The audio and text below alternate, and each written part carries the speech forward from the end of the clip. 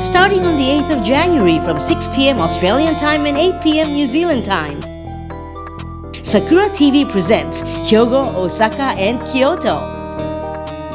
This area is one of the most exciting places to visit in Japan.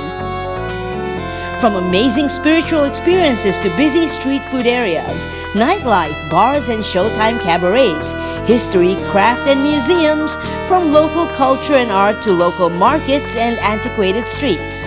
The area offers so much to see, experience, and of course eat.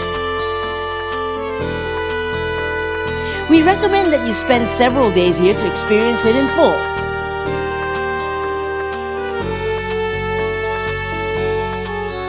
You won't regret it.